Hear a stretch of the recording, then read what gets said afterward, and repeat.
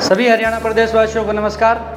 तो बच्चों, जैसा कि आपको पता है कि 10th BSc agriculture 12th BSc agriculture का रिजल्ट आ चुका है और आपकी अपनी एग्री अकेडमी की दोनों में फर्स्ट रैंक है। और अब काफ़ी बच्चों के फ़ोन आ रहे हैं हमारे पास कि सर काउंसलिंग का फॉर्म कैसे भरें, रिजल्ट कैसे देखें। तो इसके ऊपर एक वीडियो परवेश सर जो अपने एग्री अकेडमी के डायरेक्टर है वो पूर्ण रूप से आपको समझाएंगे। तो इस वीडियो को ज़्यादा से ज़्यादा बच्चों तक भेजें जिन्होंने एग्ज़ाम दे रखा है, किन बच्चों का सिलेक्शन होने वाला है, क्या क्या डॉक्यूमेंट चाहिए। तो आइए परवेश sir. Thank you.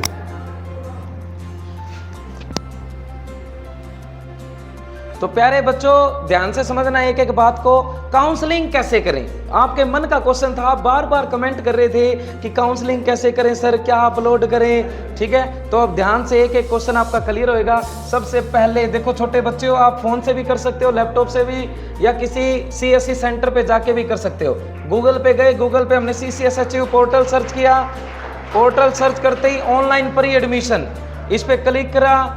Degree type क्या आएगा प्यारे बच्चों, आप कर रहे हैं ग्रेजुएशन करेंगे ना। डिग्री कौन सी है हमारी, BSc honours agriculture 2+4 6 year program. ठीक है, तो ऐसे लॉगिन करेंगे। अब मैं एक बच्चे का लॉगिन करके दिखा देता हूं आपको।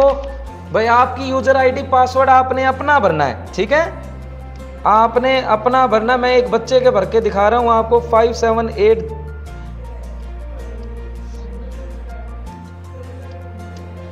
ये लॉगिन ID भरते ही आपने भरना है पासवर्ड।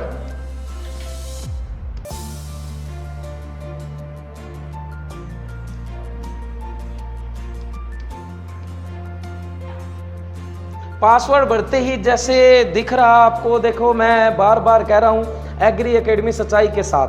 कैसे देखो, 91 मार्क्स का ही टॉपर बना है BSc एग्रीकल्चर 6 ईयर का।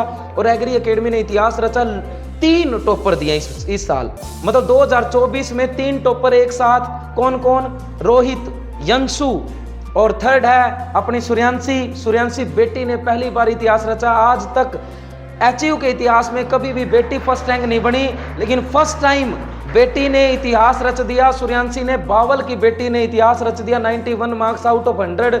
और एग्री अकेडमी की भी फर्स्ट रैंकर बनी, HU की भी फर्स्ट रैंकर, और हरियाणा में टॉप कर दिया।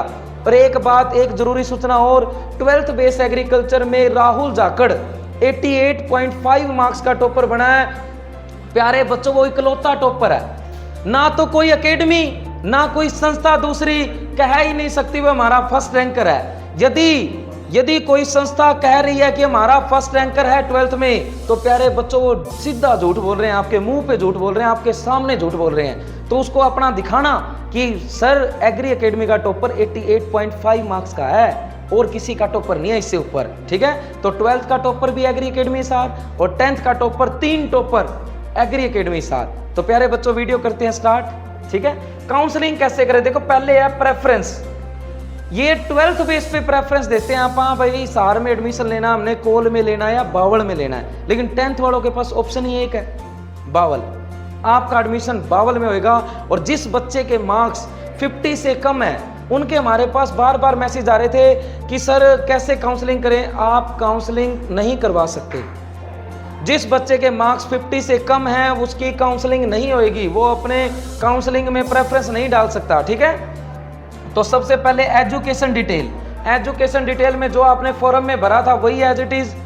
डॉक्यूमेंट अपलोड, देखो डॉक्यूमेंट्स में आपने मैट्रिक का पहले ही अपलोड कर रखे हैं फॉर्म में। नई चीज एक आ गई, करेक्टर सर्टिफिकेट या गैप एफिडेविट। जैसे मान लो जिस बच्चे की 10th अभी हुई है, तो 10th स्कूल से आपने SLC और करेक्टर सर्टिफिकेट लिया हुआ, तो करेक्टर सर्टिफिकेट आप अपलोड करें। ठीक है, जिस बच्चे की 10th अभी नहीं हुई, उसका गैप ईयर मतलब ड्रॉपर स्टूडेंट था, तो उसने कोर्ट में जाना है और एक एफिडेविट तैयार करवाना है। नोटरी के उस पर मोहर लगी हुई होनी चाहिए, तो उस पर आपने तैयार करवा लेना। ये इसको बोलते हैं गैप एफिडेविट। जिस भी कोर्ट में जाओगे आपका 5 मिनट का काम है, 10 मिनट का काम है। देखो डॉक्यूमेंट्स में आपने क्या अपलोड करना है, करेक्टर सर्टिफिकेट या गैप एफिडेविट। देखो तो प्यारे बच्चों, जिसकी 10th अभी पास की है तो वो अपना करेक्टर सर्टिफिकेट अपलोड कर सकता है क्योंकि स्कूल से मिला होगा।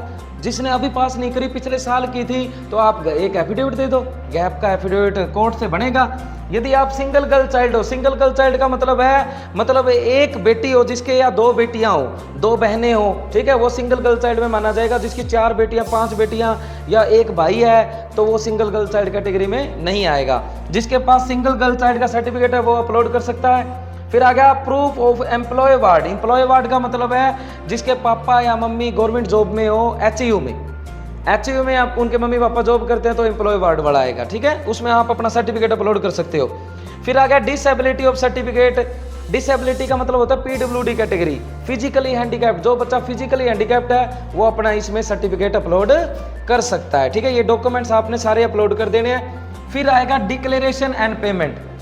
डिक्लेरेशन एंड पेमेंट पे बस बात खत्म, यस करके आपने पेमेंट करनी है, इतना ही है प्यारे बच्चों। जय जवान जय किसान।